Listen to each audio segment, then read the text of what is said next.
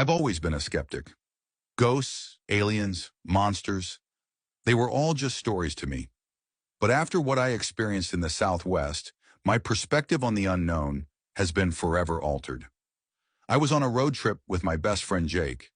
We had decided to take a detour through the Navajo Reservation in Arizona, mainly because of the scenic beauty and the rich history of the area. We had heard tales of skinwalkers, but we laughed them off. They were just myths, right?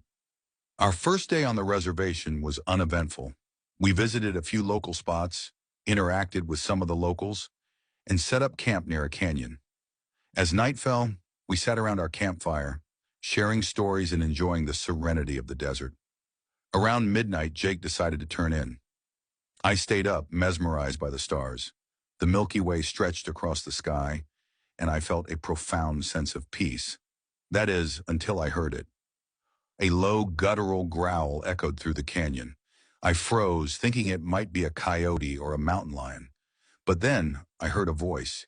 It was distorted, as if someone was speaking through a broken radio, but it was unmistakably Jake's voice. "Come here," it beckoned. Confused, I turned to our tent. Jake was sound asleep. The voice called out again, this time from the opposite direction.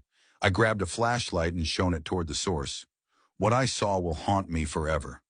Standing on a ridge was a figure. It looked like a man, but its limbs were elongated, and its eyes glowed a sickly yellow. It wore tattered clothing, and its skin was a mottled gray. But the most disturbing part was its face. It was Jake's face. I stumbled back, my heart racing. The creature mimicked Jake's voice again. "Come here!" It took a step towards me, its movements jerky and unnatural. I bolted to the tent, shaking Jake awake. "We near go, now," I hissed. He looked at me confused. "B." The urgency in my voice spurred him into action.